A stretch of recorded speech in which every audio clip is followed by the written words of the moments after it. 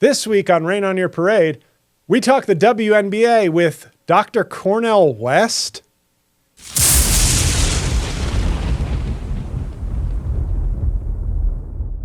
Welcome back to Rain on Your Parade with J-L Cauvin. I'm J-L Cauvin here, as always, with producer Mike. Hello, Mike. Hi, everybody. Hi, JL. What's going on? How you doing? Good to see you. Good to see you. It's I hope the cataract surgery went okay. I don't know if I was expecting to get comments from the Scaramucci episode last week about me wearing the shades, but the reason that I wear them, folks, is because we have all these big studio lights in here, and JL likes to record after I've worked a 12-hour day. So if I'm the brightest light in the constellation of Slickback Studios. Oh, stars. you wish. If I don't wear these with all these lights after a certain point, I get just debilitating migraines. So I have to do it, and I guess I get to kind of look cool in the process. So that's a win-win. Well, good. Hopefully those migraines are whole grains. We're doing dad puns right now. We're doing wholesome puns made out of whole grains. Everybody, this is going to be a fun episode. You're probably saying, if you're a YouTube watcher, hey, wait a second, JL. It's only June, and I recognize that shirt. Well, guess what? When we have a special guest, Mike and I have agreed that we can make exceptions because I'm merely here as host, sort of. We have another. The response was great to Scaramucci, although, oddly enough, like 600 fewer views on YouTube than The End of Lawyers, Mike's least favorite episode, which was a juggernaut. It was shocking to me. I'll tell you what. It was the Biden of the episodes. Everybody thought it was dead on arrival, and it shocked everybody. You left that after we recorded that. I went, ooh. And it was a hit. What do I know? So thank you for all the comments on the Scaramucci episode on reading. So we thought, you know what? We landed another big guest today. Yes, huge. Cornel West, Dr. Cornel West. Yeah. Okay, so he'll be here after the break. But I want to talk about a couple of things. First off, thank you to everybody who's watched and reviewed Half Blackface. I got a little question on my Patreon. And by the way, go to my Patreon. It's only $3. Patreon.com/JLCauvin. People were having trouble figuring out how to review the special. Because when you watch on your TV, on your smart TV, it only allows you to give it like a thumbs up or a thumbs down. You do have to go to your computer, which I'm guessing most of you have, and then just fill out go to the special and just rewrite the review online. That's it. It's that simple. You just can't do it from your smart TV. And a computer is the thing. It's got a big screen. If you have an Apple, it'll open and go boom. Yeah. So and then you type. And great. Log into your account. That's an important factor that some people might not realize. And a login is when you have they call it a username. Yeah. And then you have a password. A login is what they call it when I'm fucking my chick. Oh, Vinny. Shut up, Vinny. This isn't your episode. You probably wouldn't like Dr. Cornel West, Vinny. That's right. Doctor, I'm not going to say the word, but it ain't good. Dr. Eggplant. Yeah. So, and I have a bunch of shows coming up, including this Thursday, which if you're listening to this, tonight. You could be listening to this. The show, there's a chance it'll be out before it's tonight. It will, right? yeah. It'll be Thursday Thursday night. Yeah. So when you get this episode, if you're anywhere near Mohegan Sun in Connecticut, big show, Making Podcast Great Again live taping. Very excited for that. And then I have shows in D.C., Washington, D.C., the end of this month. 4 shows at the D.C. Comedy Loft. And then some other shows coming up. St. Paul, Minnesota, Rutherford, New Jersey, New York City, etc. Working on Chicago, a weekend in Chicago for September. And other shows hopefully getting added. So jlcomedy.com, find everything you need from me. But please, buy those tickets sooner rather than later. Mike, have been watching. I gave a try to the show Clipped on Hulu. The Clippers show. Yes, the Clippers show. I knew it was bad news when Matt Barnes was the tallest player on the team in terms of casting. Do they have wide shots? I've heard the casting's really bad. Do they have wide shots of the players? You see a few where I'm like, okay, so Chris Paul and Blake Griffin are about the same size. Yeah, ridiculous. And Matt Barnes, played by Dro, some guy, like that's the character from Insecure that he played. Okay. because he's 6'7", which I always like to see. When I see a super tall guy on TV, I go, how tall is he? Just so I can see how I compare. And he's 6'7". I'm like, geez, do I look like that much of a fucking goon? And the answer is yes. But he plays Matt Barnes, and he's the tallest guy on the cast, I believe. Yeah. Like Winning Time, the great HBO show that was canceled. You liked it? Oh, we talked about this, I think. I loved it. I liked how it started, and I thought that it got really bad. Did you think season 1 got bad, or did you think like season 2 was not good? I think season 1 was pretty good, and I thought season 2 was... Well, season 2, as we learned once we got to the end, was like this rush job to like finish the whole story. Yeah. Like it was canceled. It was like the night of the finale. They were like, oh, and by the way, in 84 they win, in 87, but they didn't get to... The show starts with Magic like at his press conference announcing he has AIDS. We never get to that. That's what I was going to say. Yeah, they never because they canceled it after 2 seasons.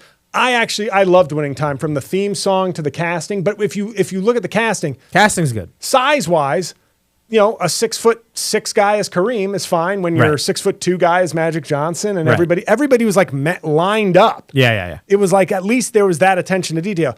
So the good sign of Clipped is when, the 6th tallest guy on the team is played by the tallest cast member. Right. I'm not watching again. Ed O'Neill plays Donald Sterling. Mm-hmm. And maybe it's meant to be more sympathetic.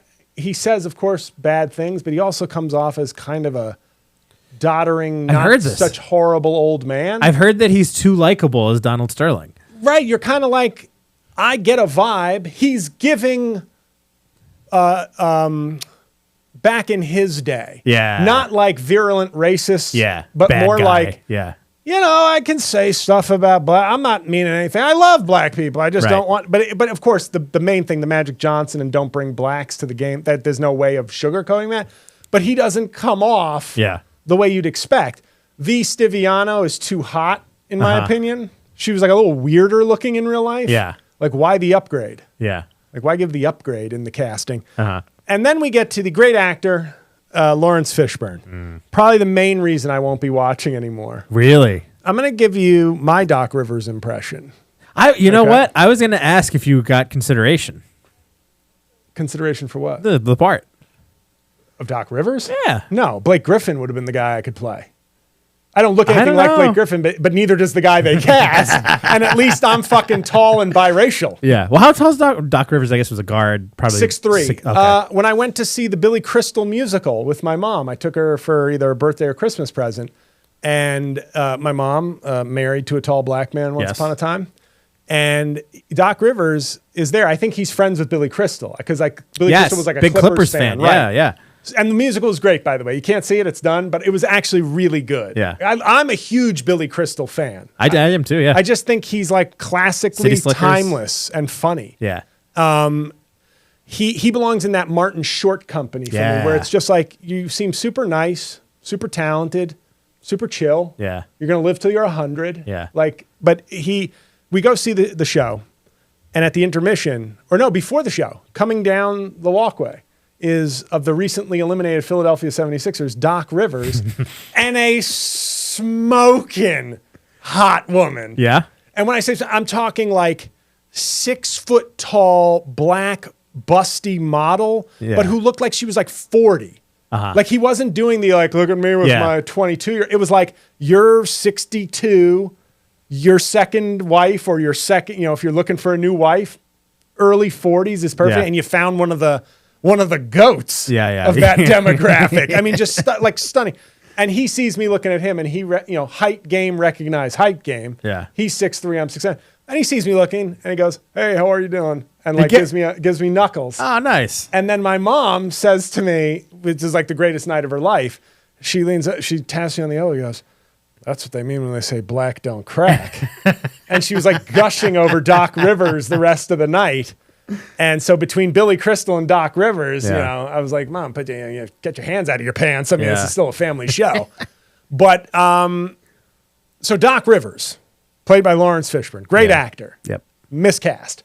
And I'll tell you why. Because sometimes when you're trying, you don't. I appreciate when somebody doesn't do an impression. Because sometimes we grade impressions in movies too highly. Yeah. Like Jamie Foxx is a great talent. I don't know that he deserved Best Actor for Ray. Outside of it being a really good performance and a great impression, I would probably give it to Clint Eastwood for $1 Million Baby, just for how depressing that performance was. But at the same time, Austin Butler as Elvis, I thought, well, you certainly can't give it to Brendan Fraser for that garbage movie, The Whale. Oh, you did? Oh, okay. Because in that case, the competition I felt was thinner. And the famous one, of course, is Val Kilmer as Jim Morrison. Right. He was nominated. Incredible. Right. You can't tell them apart. But I think Tom Hanks as Colonel Parker was the best in Elvis. Oh, yeah. Look at the boy. Look at the boy. He's a white boy. You got to do merchandise, my boy. You got to do the merchandise. Single-handedly tanked that movie for me. God, he was bad. It's refreshing, though, to see, like, Tom Hanks, a great. Human. Yeah, Oh, my God. But he went for it. And he failed. He did, yeah. But he went for it. He makes that movie a borderline bad movie. This is why I thought Austin Butler should have won. Because he elevated? Because it was like, he did an Iverson to the finals with the Sixers. Like, he was like, get on my back, Colonel Parker. Yeah. I'll deliver a great performance. Yeah. But Doc Rivers, my impression of Doc Rivers is really kind of almost based on the Jamie Foxx impression, which is really good. Yeah. But it's basically like, come on, Mike. Hey, it's just raspy. It's kind of, hey, we got to get over here. Hey, Blake, guard him. We guard him. Here's my hot date. I'm seeing Billy Crystal. It's not a good impression, but that's the tone. Yeah. The tone is, I'm always hoarse. It's a little Obama-ish. It's a little bit, but it's the hoarseness is like almost the main characteristic. Yeah. Now, have you seen Tropic Thunder? Yeah, I love Tropic Thunder. Here's what I think Lawrence Fishburne sounds like. Oh, no. As Doc Rivers. Come on, man. You got to press them. You got to get up on them. What was the character's name? Was it Cyrus? I can't, something? I don't know, but that was a RDJ at his best. That was anybody at their best. Yeah. When Robert Downey Jr. will forever be known as Iron Man now. Yeah. Understandably, he was great at it. Yeah, if you want, I mean, do you have anything to say concerning Robert Downey Jr. as Iron Man? I just think, we're just sort of like an Earth's Mightiest Heroes type thing. Yeah. My one line. But he's great. He's great as Iron Man. Yeah. And he is. I think Laura's love of Downey Jr. as Iron Man is why she tolerates like my excessive joke making, because she's like, he's not as cool as Robert Downey Jr., but they're adjacent in terms of always cracking jokes. Yeah. So, hey, come on, man. Donald Sterling, get out of my locker room, man.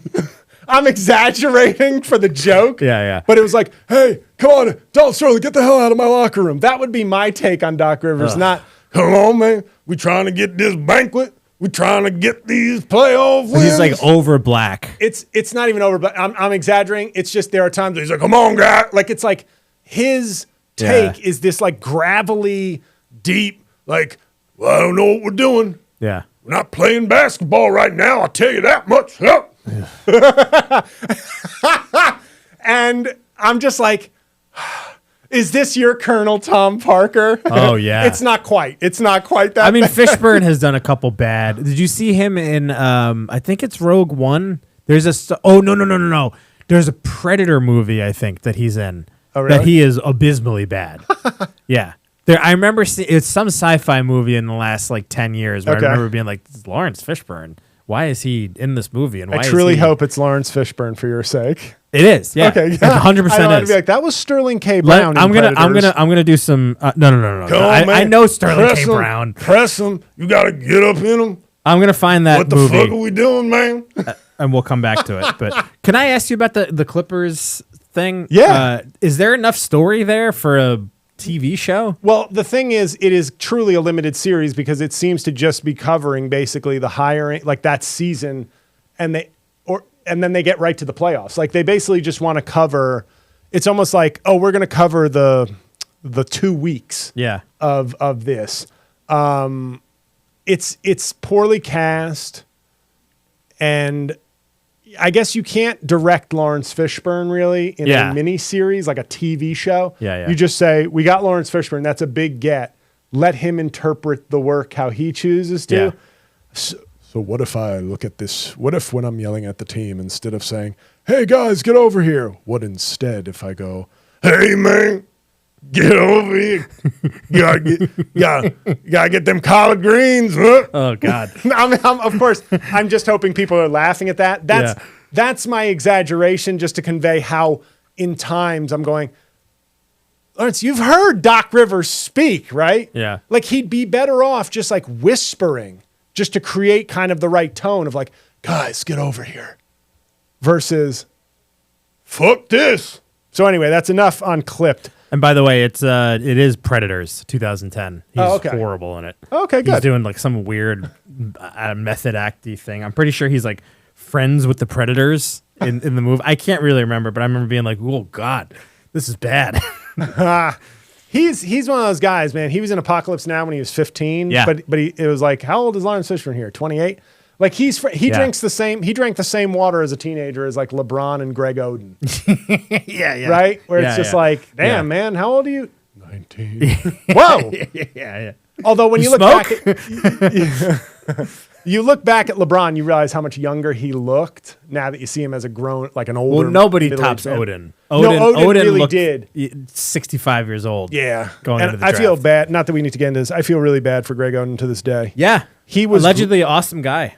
Awesome guy, Mike Conley's best friend. Yes. And he worked out with Mike Conley in the offseason when he first came to the Jazz to work on his pick and roll, like to take the place of Gobert, basically, to like help him adjust to all the pick and roll stuff that they ran with Gobert. But people forget, Greg Oden, as a freshman, a true freshman, went up against the defending champs of Florida, who featured 3 NBA first-round picks and a future Defensive Player of the Year, Joakim Noah, Al Horford. I think they had 4 first-round picks, didn't they? Torian Green, Corey Brewer. Was Torian Green on that team? Oh, yeah, I think so. Oh, okay. If he was, then yes. 4. And Greg Oden, in like 22 minutes, went for like 28, 15, and 3 blocks. Yeah. Against like 2 All-American centers who were like leaving for the NBA lottery. Yeah. And his knees. Horford's still playing, by the way. Right. And he would have been, Greg Oden, would have had his whole career basically when the big man still counted also. So he was a Hall of Fame. When people go, oh, they passed in Kevin Durant. He was not a bust. Greg Oden was 20, 12, 3. Dude, he was good for a decade. When he was healthy in the NBA, he was good too. It's not like he was bad. He just, what was this, his knee? Yeah, he had like that microfracture shit, which and maybe if he had a coach guiding him like Doc Rivers, come on, man, you can't get injured, man. What the fuck are you doing, Greg? Okay, well, that's an intro, a very clever intro to the world of basketball. But this episode, I want to talk the WNBA and Caitlin Clark. I want to talk about it very briefly. Sure. I want to leave, Dr. Cornel West said he had a lot to say on this. And he's sort of a wiser, and also speaking of Lawrence Fishburne, I believe Cornel West was in one of the Matrix films. Lawrence Fishburne? Lawrence Fishburne was all of them. All of them, yeah. No, Cornel West. Was he? Dr. West was like, in like the second one, he's, I think, just on like the council. It's just like a cameo, basically. Hold, please. I'll look that up. Go ahead, though. For your own edification, because I'm 100% certain. Are you? But WNBA, getting a lot of traction these days. Mike, why do you think that is?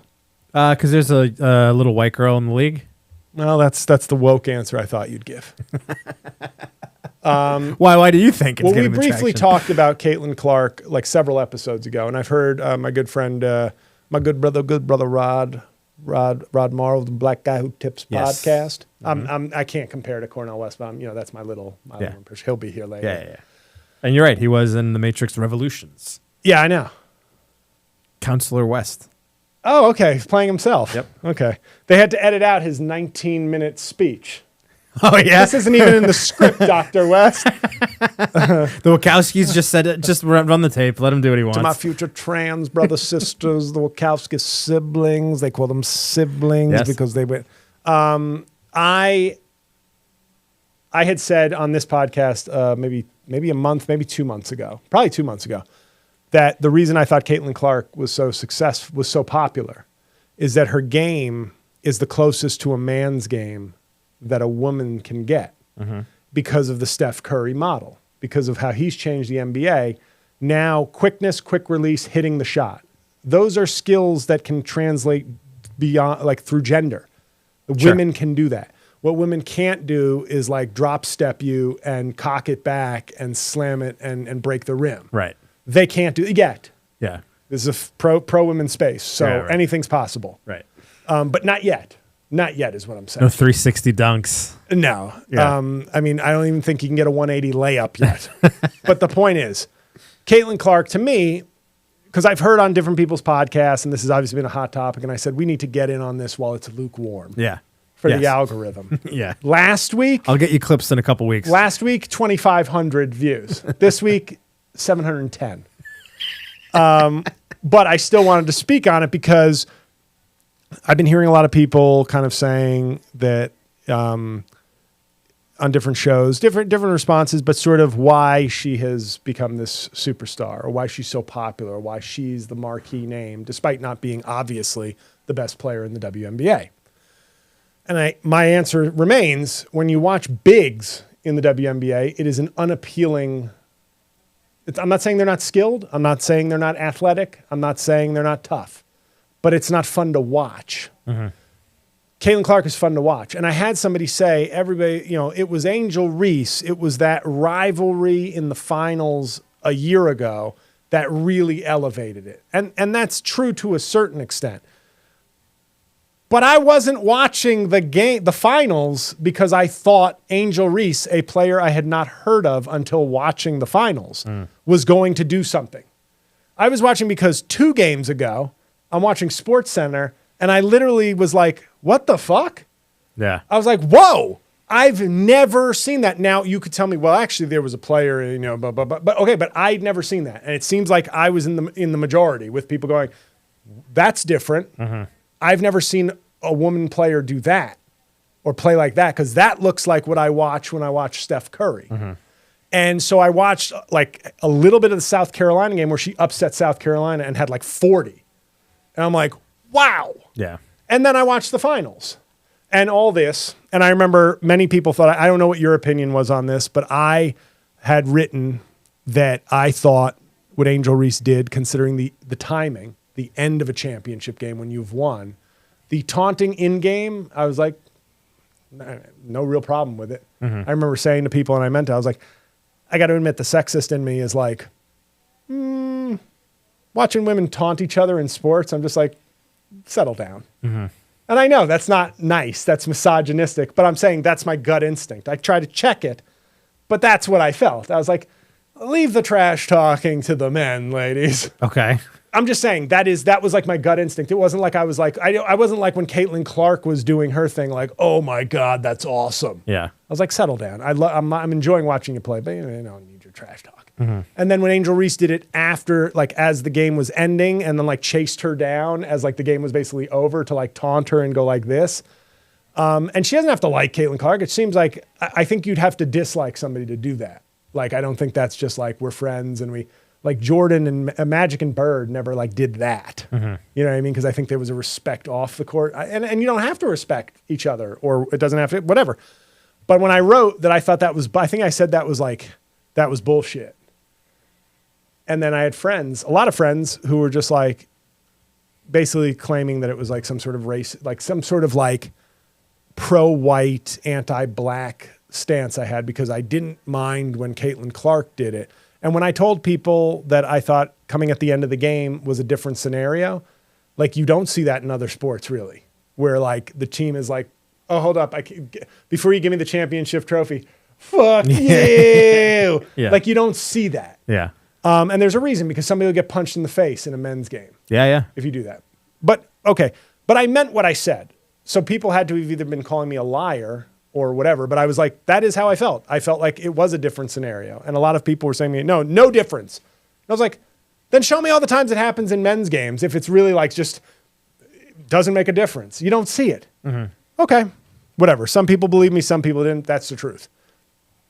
But I was watching the game for Caitlin Clark. And I've heard some people say, oh, it was Angel Reese who made it happen. And I was just like, that is what this is. She is. And there may be better players who come along after her.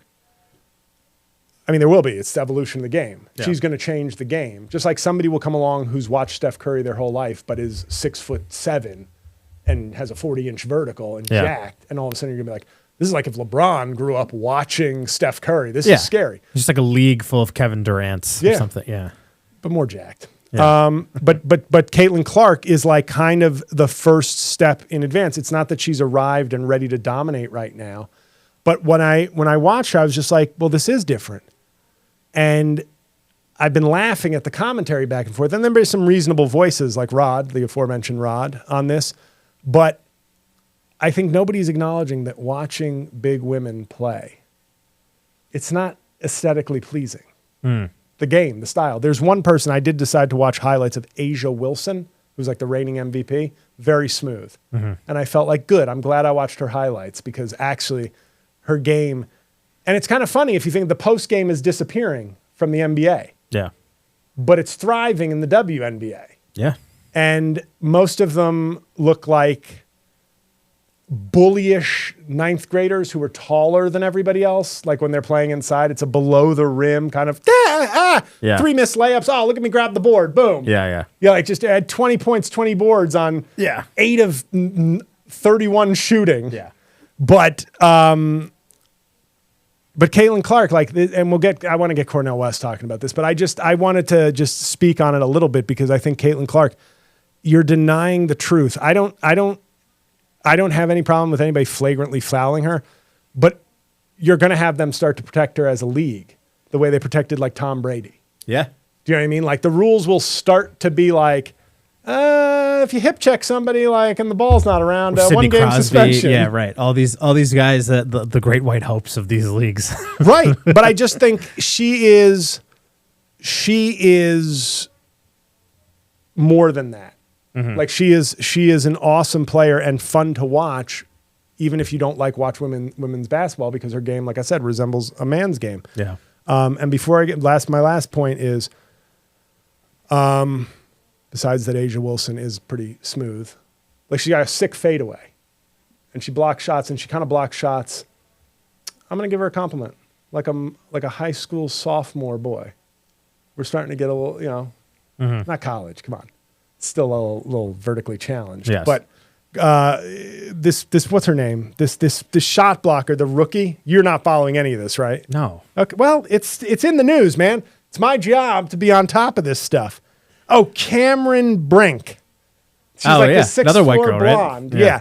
So she's like blocking a lot of shots, and people. What I have noticed online is, and it's kind of funny. I saw no WNBA posts forever on my social media.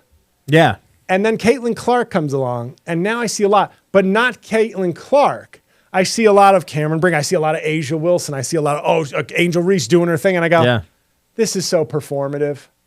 This is so, I want to prove that I'm a WNBA guy and that I respect the league. And no, what you're really doing is like, I'm still not comfortable with Caitlin Clark being the superstar or being the biggest name. Yeah. And that's my question. I want to go through your search history. And if I don't find any WNBA posts before this month in your life, this is all still a response to Caitlin Clark. Yeah. But people still want to deny that she is this kind of central figure to the sport.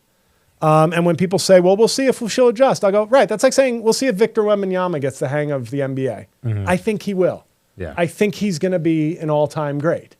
So that's enough for me, sort of a WNBA ignoramus. But I'm giving the honest, very casual fan perspective because most of the people who've been drawn to the WNBA since Caitlin Clark are this type. Some are malicious people, and when I said what I said about Caitlin Clark and Angel Reese, the problem for me was like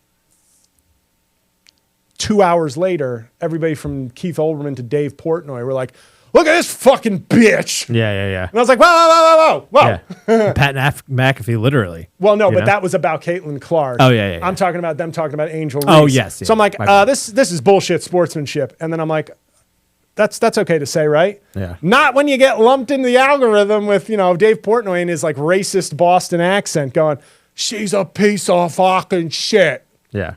9.1. All right. I got a shut the fuck up sign from my producer. So we're going to take a quick break and be back with Dr. Cornel West.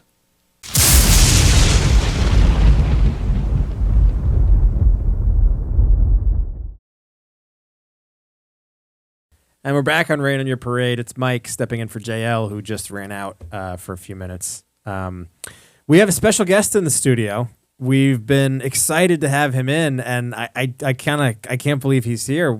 I am now joined by Cornel West. Cornel, thank you for coming in to Slickback Studios. Thank you, Brother Mike. Brother Mike, it is a pleasure for me to be here. I've heard great things about the studio, about the audio, about the community, about the tolerance, about the love. We big on love, yeah. You know, I know this is a strong feminist space. I'm very interested in learning how in the hell J-L Cauvin got a show here when it's a space dedicated to feminine values.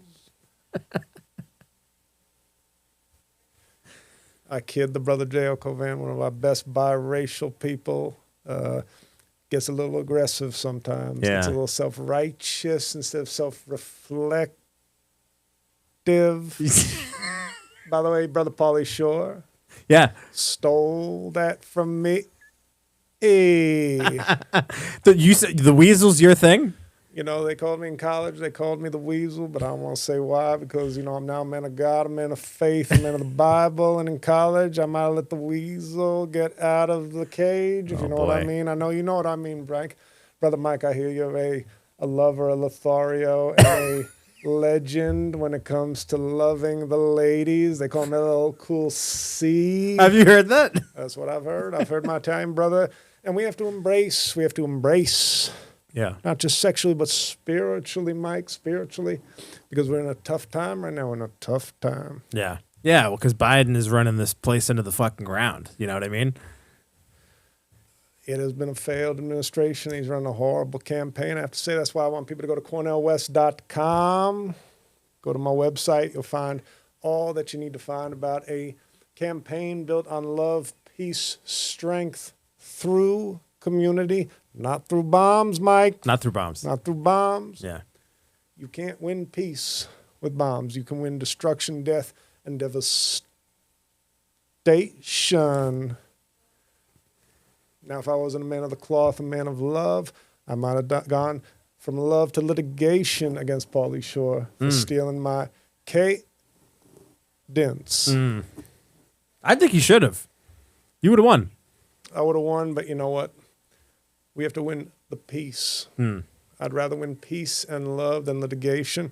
Now, Mike, Brother Mike, Yeah, what do you got for me? I sometimes like to do this when I'm just thinking. Yeah, yeah. You know, it's kind of my thinking pose. Right. Like you know. Macaulay Culkin. Like, But instead of home alone, we're going it alone, internationally, globally, diplomatically, Mike. Yeah.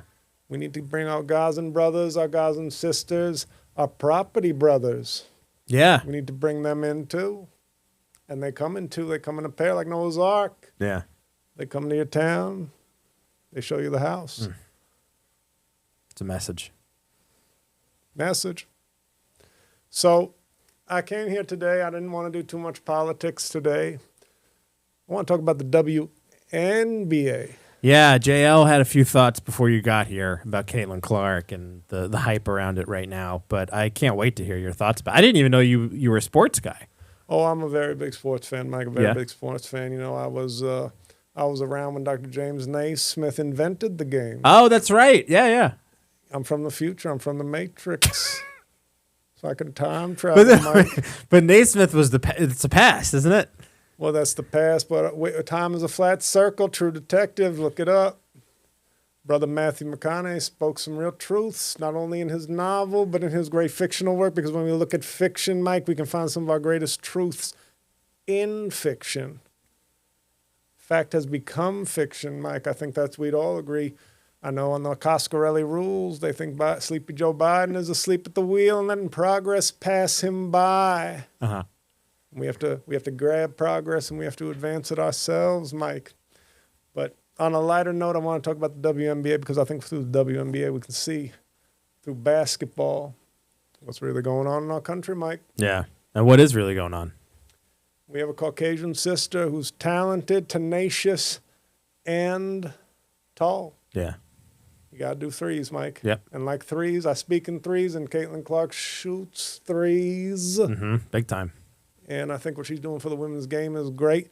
But I think we don't see enough unity, UNITY. Remember Queen Latifah? Royalty on the mic, Mike. Mike, did you get that? I did. Yeah. I'm was- loving your puns, Cornel. When the other guy does it, I don't like it, but Well, I'm a loquacious liberator of words, and he just is a struggler of stress. yeah.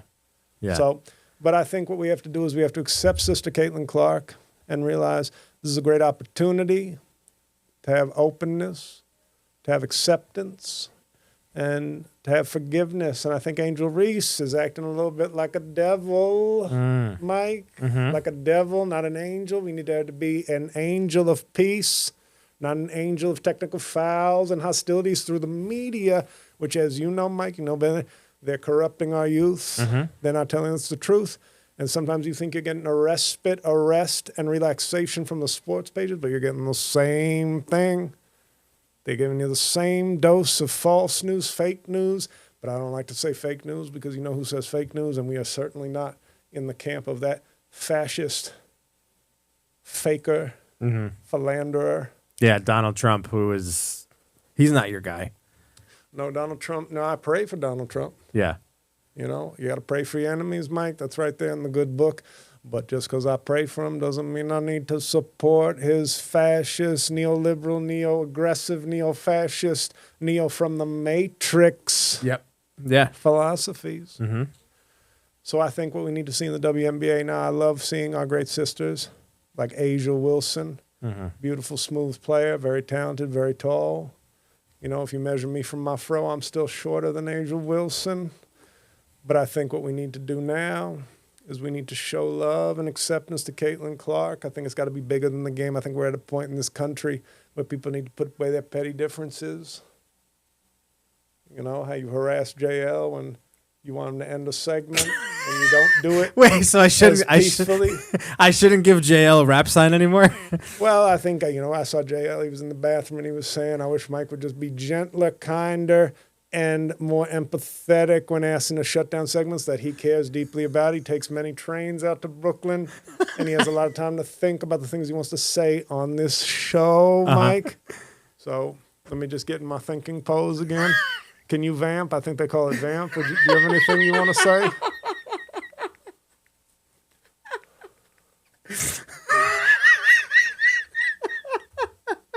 I'm a loquacious. I'm a loquacious. I can vamp. Yeah. Mike, So, I don't know if you've ever enjoyed an episode of the Rain on Your Parade more than this. I don't know if I have either. Yeah. So it doesn't bother you at all that Caitlin Clark is being considered. They always use this term in sports, especially in boxing, when a white person is kind of bringing interest to a sport as a great white hope. Does that?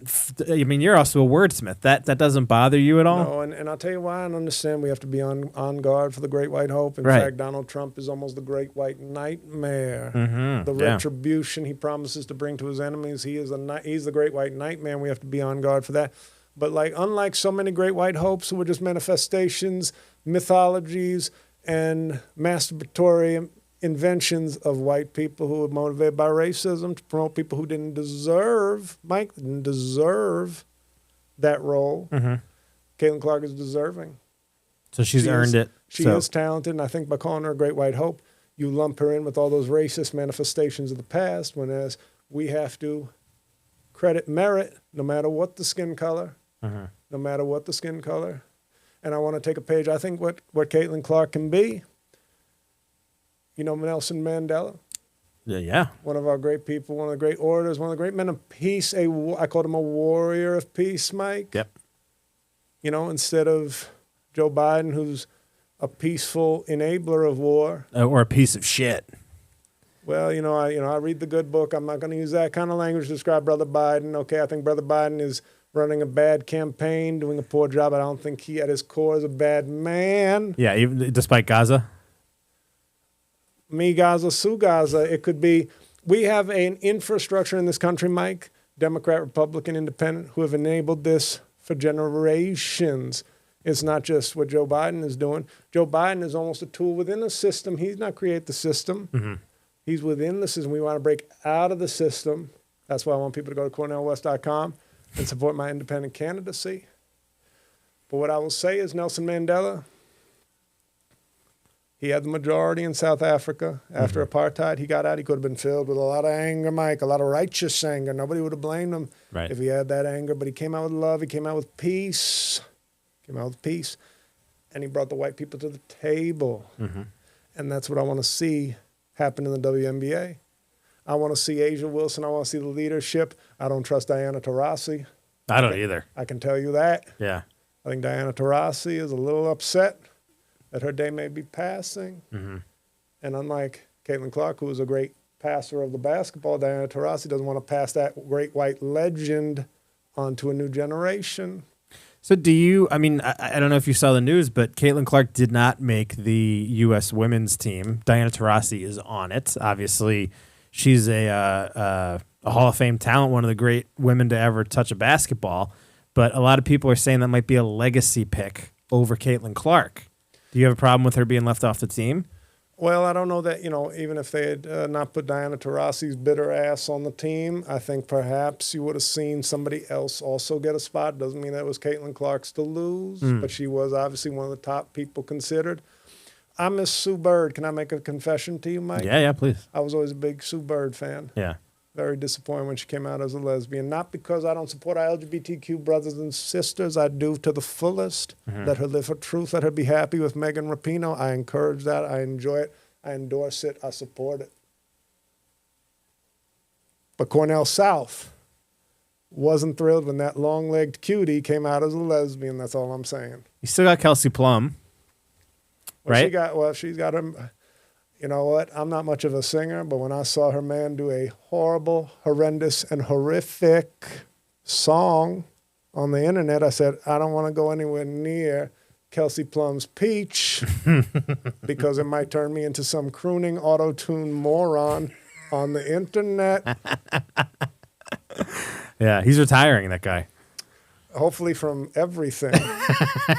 But what I will say, Sue Bird, if you ever decide that you want to fly to the other side of the street, Dr. Cornel West, my office hour is always open for you, Sue Bird. Tweet. You got a nest for that bird. Oh, I got a nest all right.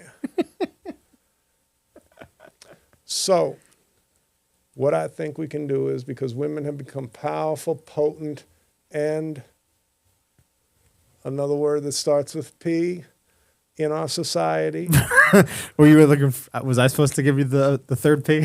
Producer Mike. I thought producer might have a P word to help out Brother Cornel West, Dr. Cornel West. Sometimes the words don't always flow as easily as they seem. Uh-huh. But what I'm going to tell the people right now is I think the WNBA can lead. They used to say we got next. I say you have now. I think you should have now. Oh, I just cramped up, and am I having a stroke? I might be from doing this too much. But the point is, if we can have peace with Caitlin Clark and Angel Reese, if we can have Asia Wilson reach out to Sister Clark to let her know it's okay, that it's not the world against her, we can heal the racial divides. And I think what happens in Gaza, I think Hamas, some people would say this is naive. I think Hamas, when they're watching the WNBA, if they do, we'll see. Yeah. They might say, hey, look at Asia. We're near Asia. Connecting with Caitlin Clark, who looks like that Israeli woman I hate. If they can get together, then maybe we can find peace. If the WNBA can bring peace. Did you ever see Rocky IV, Mike? Yep. Yeah. The Cold War ended. Why? Because Rocky Balboa extended peace to a man who had killed his friend. Yeah. Apollo Creed, a bold, black, beautiful brother, a champion, was struck down viciously, violently, and without another V word by Ivan Drago. And what did Rocky do? Did he seek vengeance? Yeah, he did. Bit of the, yeah, he did. Good point. But when he defeated Drago, He extended a hand to all those Russian people, including that Gorbachev look-alike, and said, if I can change, you can change. We can all change, Mike. Yeah. So it starts with you, black players in the WNBA. Bow down to Queen Caitlin. They are the change. Be the change that you want to see. Be the Caitlin you want to see in the world. And if you can heal the divides that are running through the WNBA right now, I think we can see peace in Gaza. I think we can see peace in all over the world, Mike. I think it can start with the WNBA. Don't have next, have now. Don't have next, have now. Mike, I think I've given all the wisdom I can. I think so too. And I want to thank you for being here, Cornel. It was really a lot of fun. Dr. West. Sorry, Dr. West. You go to medical school for all those years. I mean, the least I can do is... Well, I didn't go to medical school. I'm a theology, history, and a vocabulary doctor. Oh, okay. Did you think I went to medical school? A doctor, yeah. I mean, I thought it was possible. Like Ben Carson, Dr. Ben Carson. He's in politics. He's a doctor. I'm not in politics. I've been called to politics by a spiritual higher calling, Oh, okay. Mike. Okay? I'm not a political animal. I'm a spiritual animal called to do good and to heal the world. All right. Well, anyway, we got to get out of here. Thank you. Donate. Well, I don't like your tone so much, but donate at cornelwest.com. We're going to change America. We're going to change the world. We're going to bring peace to the WNBA and the Middle East. All right. Well, that's that with Dr. Cornel West. He is on his way out the door, but we'll be back on the other side of the break with some comedy talk and the punchdown of the week. Stick around.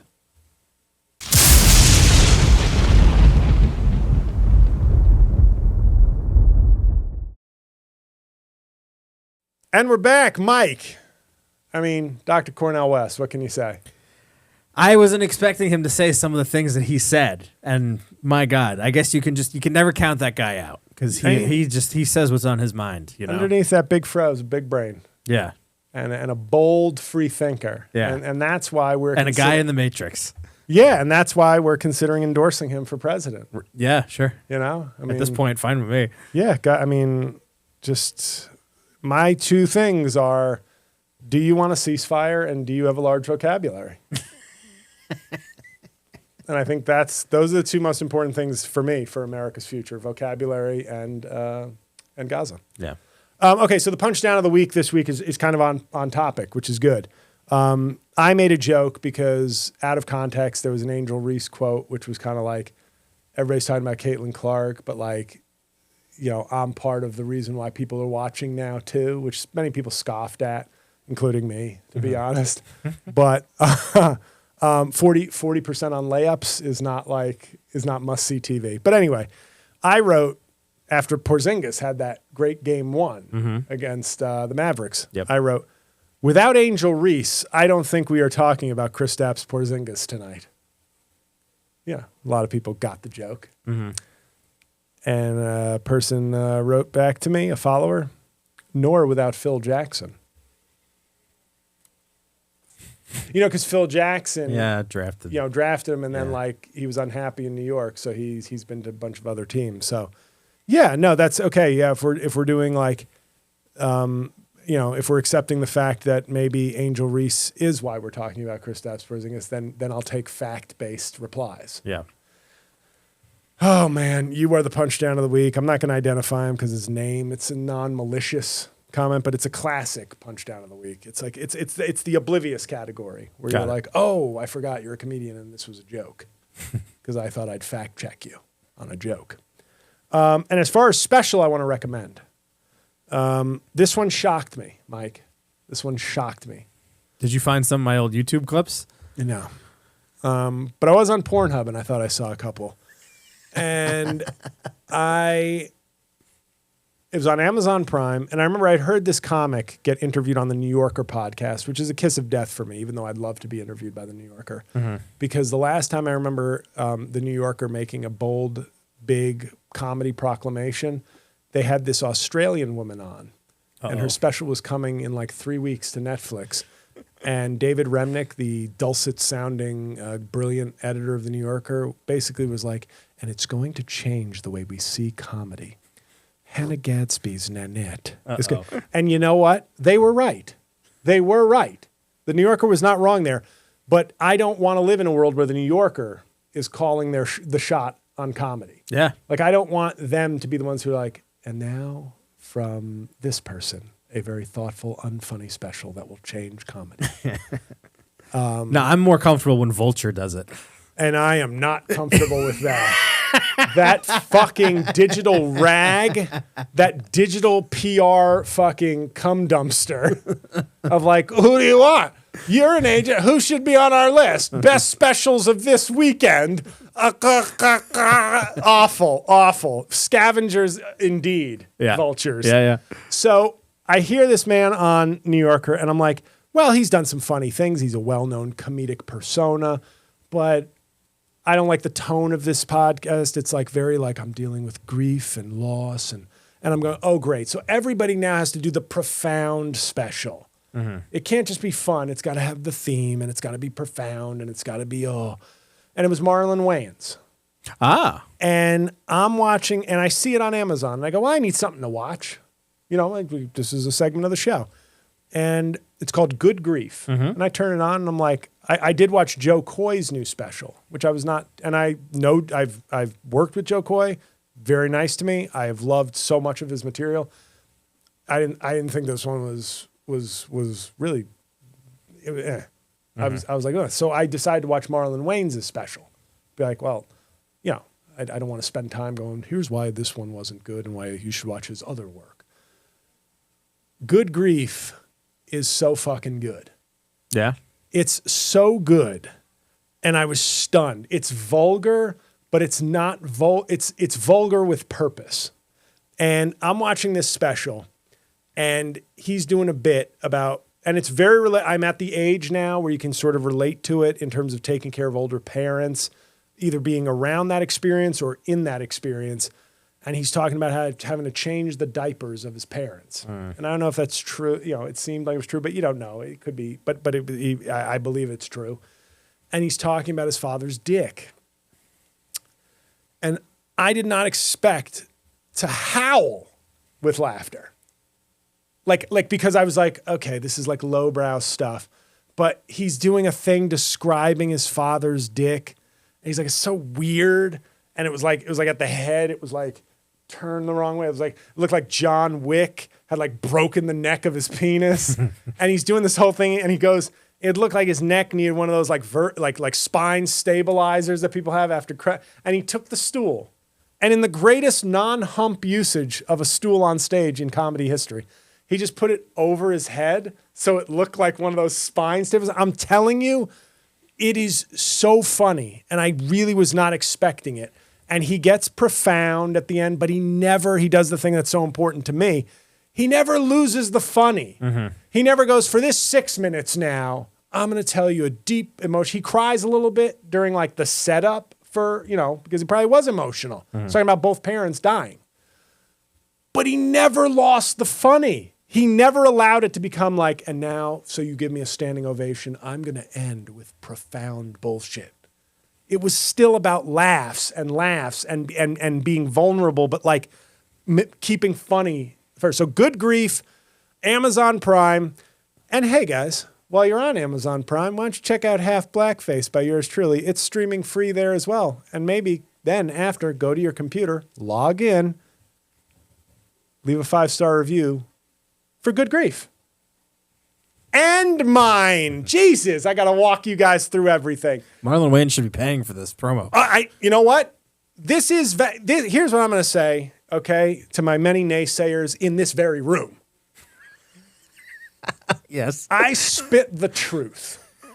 And my opinion on comedy comes from both an honest voice and somebody who knows fucking comedy. Yeah. So when I tell you Marlon Wayans took me by surprise, it is great. It may not be for everybody because there is a lot of vulgarity, but it is fucking really funny. And he does a great bit on Kobe dying. Mm-hmm. That there's so much in that bit that could have been hacked. I'm sorry. Well, I shouldn't have. The Kobe dying is really like a chance to talk about Magic Johnson and stuff. Mm. And it's like, it could have been hacky, but instead it was excellent. He does it just right so that it's brilliant and not hacky stupidity.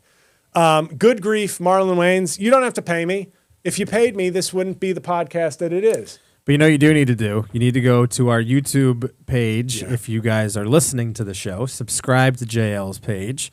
Watch the show on YouTube because you get all these beautiful visuals. Me in sunglasses, JL in the same shirt that he always wears. Dr. Cornel West. Dr. Cornel West, You weren't that's supposed right. to mention the shirt because I've been given an exemption when it's a guest. You are given exemption, but I mean, I'm still going to bust your balls a little bit. It's exemption. You still got the Anthony Scaramucci, like, Paisan bully attitude. I wasn't going to say that you were acting like a jerk off, but you're wearing the same shirt. So go to YouTube if you're a listener of the show on Apple Podcasts and or Spotify and interact with this episode. We love when you leave comments. We've been pretty good about getting in the comments back and talking to you guys, but all of that helps boost engagement. It helps boost the algorithm, and it helps us get this show to more people, and vice versa. If you are watching the show on YouTube, listen to us on your commute, or if you're going to get a cup of coffee or whatever. We're on Apple Podcasts. We're on Spotify. If that cup of coffee takes you an hour and 10 minutes to get. Yeah, that's right. Or even if you listen to half of it, it's fine.